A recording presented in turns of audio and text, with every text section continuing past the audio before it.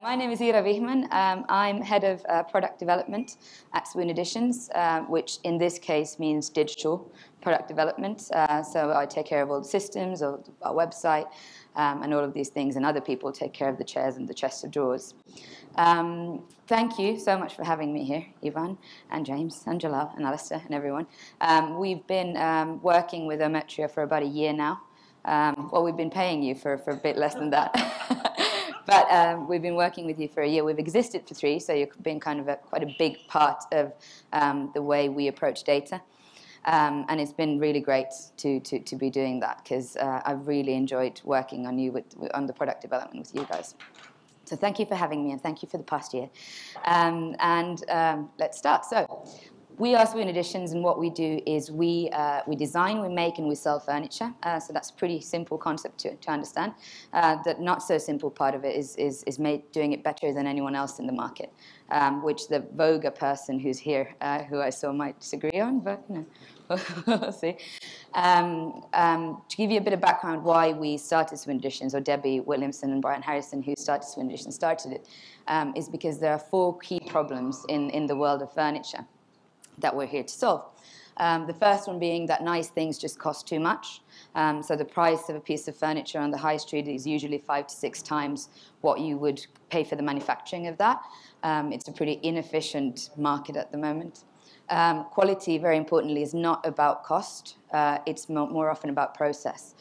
So we're able to provide the actual identical pieces, or the same pieces made by the same people in the same workshops as some high-end retailers, but for half the price. So there's definitely something that we're doing in a slightly smarter way there.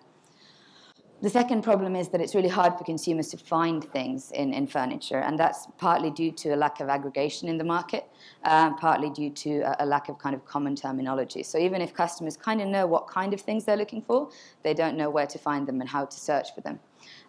So having a retail brand is key for discovery, and that's what we're here to build. Then traditional buying is flawed. I apologize for any traditional buyers in the room. But there are some problems with it. One of the biggest ones in furniture being that you have long lead times, so you're basing your buying decisions on last season's data, trying to predict next season's demand. So that's, you know, quite a long time to be waiting.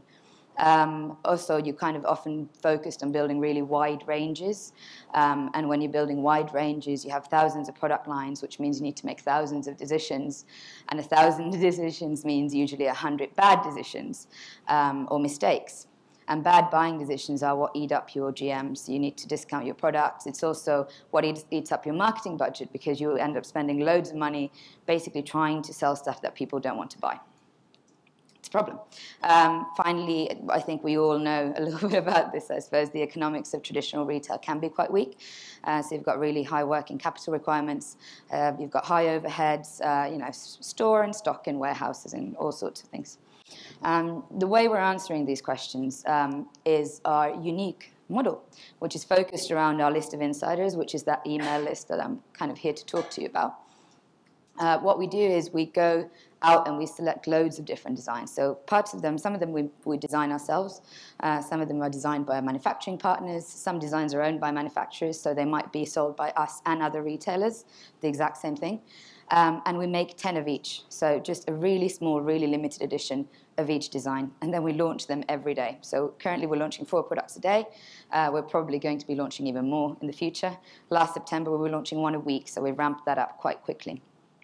Launching them means sending an email to our list of insiders and saying, these are our new products. You know, do with them what you'd like, but there's only 10 of each, so you need to be fast. That kind of proposition of launching new products every day is a core part of the proposition that helps us build the list. So if you're on the list, you get to see new stuff every day. So you've got this kind of flash set events feel to it, and they sell out really quickly. So you know, you need to buy them now. What we get from that is first of all, the audience, and secondly, we use the data from how they engage with the products that we launch daily in making our buying decisions. So out of all the products we launch, we bin about 60%, which means that we bin the bad buying decisions, and we're building a store that's only full of winners. We can pretty accurately now predict the demand of a product based on that engagement with the list, and then we continuously monitor the performance of that product over time, and the reordering decisions are based on that. So the list that we're building is for two things. It's an audience, so at some point we could maybe just even switch off all of our marketing and just sell to that audience of people that we can market to for free. And secondly, we get the kind of invaluable buying data from the people on the list. So that's our solution. What I'm specifically going to talk about is testing stuff on a budget. So I'm going to talk about on-site sign-up acquisition mechanics. As head of product, I obviously am involved in optimizing loads of different metrics on the site and in our system. So sales conversion rates, user friendliness, SEO, all of these things. But I'm only going to focus on the kind of sign-up acquisition part of things. And I know a metric, I like to keep these quite actionable, so I'm kind of trying to show you what we've done specifically, the kind of cheats or hacks, as you might call them, but then you end up paying the people who do them much more if you call them hacks, and so don't call them hacks.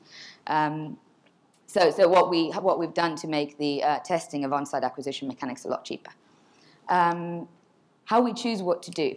So this is, I suppose, methodology that a lot of you are familiar with. But what we do is we prioritize based on one single metric, and we define it, and then we stick to it, so we never change it. Well, unsurprisingly for that metric is money. It's a pretty easy concept for people to understand. You can buy stuff with it. So we measure impact in money, and we measure effort in money. And that's really important.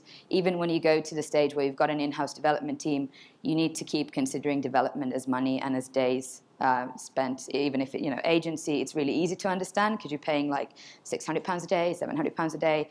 In-house, it's easy to go like, well, we'll just develop anything, we'll just do all of it. But it still costs loads of money, so keep that in mind. The important thing is to be really transparent about the prioritization, why you're prioritizing certain things over other things, and it should be an ongoing discussion in the business. So everyone in the business should know why you're prioritizing certain things over other things. The hard thing is measuring impact, and the way that we do that is we have a model for measuring it, and that's what everyone really should have. The model I'm not going to show you because that's kind of confidential, but it needs to be holistic and it needs to be well thought out. It doesn't need to be perfect because it's really hard to make it perfect, if not like impossible. But you need to keep refining it, and you need to stick to it regardless of what happens. So there's going to be a lot of situations where you've had an opinion in a meeting about what's going to work, and then you test it, and then you're really, really, really wishing that it's going to validate your opinion because that's going to make you look really smart.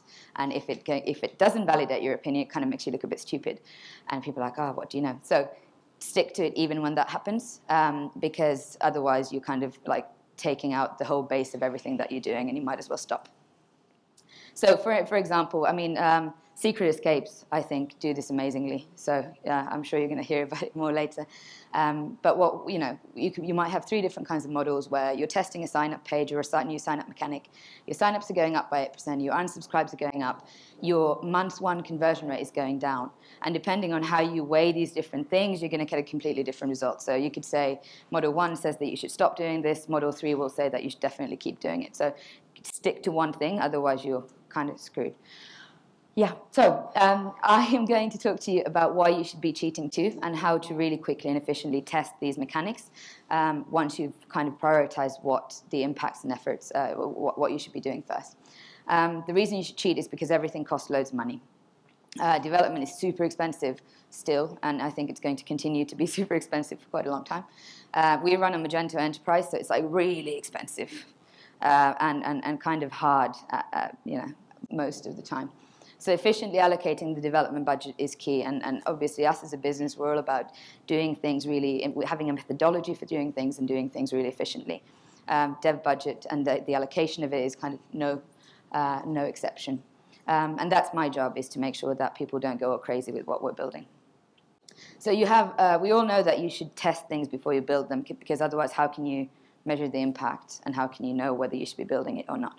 But you end up with this kind of chicken and egg situation where you should be testing things before you build them, but actually you need to build them before you test them, because you can't test them if you haven't built them, and that can be quite hard. So my approach to this has been to kind of figure out light touch proxies for what you're trying to test that are really cheap to do, that will either give you results that are pretty much comparable to what you would achieve if you built and then tested, or at least they're going to help you loads with scoping out exactly what you need to build.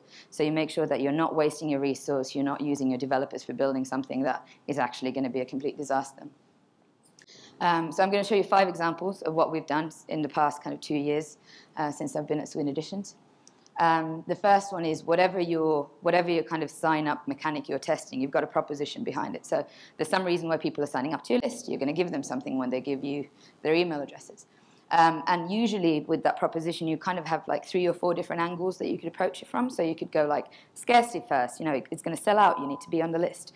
Or you could go price first and say, there's going to be crazy promotions if you're on the list. Or you could just tell them nothing about the list and say, there's magic that happens on the list, you should sign up. But you don't really know what your specific audience will be drawn to and what will convert them best if you don't test it. So what we did was we bought like £200 worth of Facebook traffic, which is really good because you can target it really specifically to the kind of people that you think your audience are, that you know your audience are. And then you build 3 pages using something like Unbounce, for instance, which is like simply software for testing landing pages. You don't need development resource at all. So you can send actual people to actual pages and see how they convert depending on what kind of message you're giving to them. So it's kind of like what you would do if you were Nike and you were testing, a new brand proposition, and you'd build these huge focus groups and talk to people and ask them questions, which you should do as well. But this is actual people converting and actually signing up and giving you their email addresses. So that's quite a nice little cheap thing to be doing. This is like an obvious one, but I think a lot of people still don't do it. So before you build any promotional mechanics on the site, so whether it's a big banner or whether it's a call out or a drop down or a sweep in or whatever, you should test the messaging, the layout, and the positioning of the elements and optimize it before you do it. Because otherwise you don't actually know what you're building. You might have like a great idea, but you're not actually sure if it works. So we tested all the different possible positions on the site, all different messaging, different incentives, so £30 off, £20 off, whatever, and all imagery before we built anything. So no development resource used, just an upload of an image and optimizing. It's cheap. You should test triggers. So when you start doing, say, pop-ups or overlays on the site, you want to figure out what kind of pop-ups and overlays you should be building and when they should trigger and where they should trigger. So we went to Yieldify, who serve overlays, and asked them to start serving us overlays on the site. And then we tested all different kinds of triggers. So whether it's on entry, which is kind of like blocking your site, or on the 3rd page view, or on exit, where you're trying to catch people who are leaving, and you figure out what the LTV impact of those different triggers are. The nice thing about Yieldify is that they're not charging for leads yet, so they only charge for transactions. So you can actually do this completely for free. They build the pop-ups for you. They even design them for you if you want them to. And then once you know what you want to build, you should build it yourself. Because if it works, it's going to be a core part of your site, and you want to own it, and you want to be able to optimize it yourself. Plus, any third-party things that you have on your site will always impact your performance, so be kind of careful with them. Then testing mechanics. So then from overlays, you go into sticky banners on top of the pages, or corner peels, or forms on the page, whatever you do. If you can use custom JavaScript and Optimizer to build them first. So with Magento, you've got obviously 2 parts of the build. So you need to do the front-end part, and then you need to integrate it into Magento. And it's the integration into Magento that usually ends up taking your time and your development resource. So if you just do this in Optimizer, you'll really quickly get a really good understanding of how these different mechanics work. And it's going to surprise you what the impacts are. Because, for instance, for us, a sticky sign-up banner at the top of the page had a detrimental LTV impact based on our model. So you should really do that. The custom JavaScript can sound like something that you can't do it yourself, but actually you can. It's like a super simple thing to do. It's very quick to learn. Or you hire a front end, which is half the price of actually building it. And then finally, about targeting your content. So this is something that I think a lot of retailers still aren't doing, which is a really quick and easy win, because it's simply about maximizing your site real estate, meaning not showing sign-up messages to people who are logged in, because it's a waste of space. So you should fake it until you make it. Magento, for instance, Magento Enterprise allows you to do this, but you obviously need to configure it. So until you're at the point where you can do that, or where you've got the resource to do that, you should just use Optimizer's cookie targeting, and target people with your logged-in cookie with different content than people without your logged-in cookie. So just remove all the sign-up messaging for people who have the login cookie. and you're kind of done with it. And then do kind of think about building it once you see the impacts, which have been quite considerable for us. We're actually currently, well, actually tomorrow, launching a new homepage that's completely separate user journeys for logged in and logged out people. So it's not exactly blocking the site like Secret Escapes might do, or a Sheikah, but it's just showing focusing purely on signups for all new users and purely on sales for all existing users. So then you can go quite far with the segmentation of content. And that is it for me. So I hope there's something there for you to take away. Do you have any questions at all? Yeah. Is this working? Yeah. Thank you. A great talk. Fantastic to be so data-driven. Anybody have any questions they'd like to ask Ira? Bring the mic over. Hi, Ira. Good morning. Hello, good morning. Can you tell us how you approach mobile in that context? You have a whole set of other tools you're using. Yeah, so we do, anything we do on Optimizely, we separate mobile and desktop completely because the performance issues on mobile can be quite, Optimizely can screw that up a little bit. With the new homepage, for instance, our site's fully responsive, so anything that we would test on desktop would actually be the same on mobile. What do we do specifically on mobile? Currently, to be honest, not much. But the experience, the logged in, logged out experience, we will be testing specifically using Optimizely's mobile testing. So yeah. A quick question I want to ask you, Ira. Considering you're selling, large ticket items, generally speaking, and you're a fast-growing business, I guess a key challenge for you is acquiring new leads, as you've just demonstrated. But to what extent and at what point does that start to morph into retention and getting people to buy a second time? And what strategies have you got in place for that? Yeah, so that's a big focus for us right now, and we're actually working together with Ometria today after this event, or separately, them in their area and us in ours, on figuring out what the tools for CRM. So we've got pretty big plans for rolling stuff out, but we have been really acquisitions focused for the first kind of 2 years, and I think it's it's time for us now to move forward from that. We do currently monitor, so we look at insiders and we look at what active insiders are and what inactive insiders are.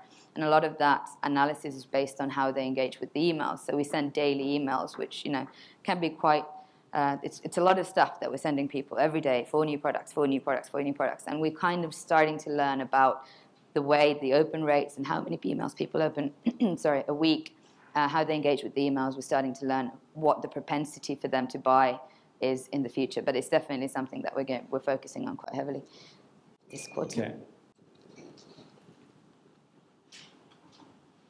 This may be a bit of a stupid question, but no such things. Your pop-up that's coming up on the exit page, how are you defining that exit page before a customer exits? Yeah, so what Yieldify do, because that's served by Yieldify, the exit pop-up is served by Yieldify, they track your mouse movements. So they claim to know when a user is about to exit. They're sometimes a little bit trigger happy, so you should be careful if you're doing your cart abandonments with them because they think you're exiting all the time. So you kind of give them a level of sensitivity that you want to acquire, but it's basically your mouse going to the top left or to the top right corner. Or in mobile, it's inactiveness, or lack of focus. So you change to your mobile email, and then you go back to your browser, and then it gives you a pop-up. So that's how. You talked about your problems and solutions, right? So the problem that you try to solve, that you were solving. So how do you align everything that you do digitally on the website versus the production side of things in terms of coming up with the new designs and producing them and obviously manufacturing and delivering to customers? Yeah, very well. It's really hard, but that's kind of our competitive advantage, is a really supple supply chain.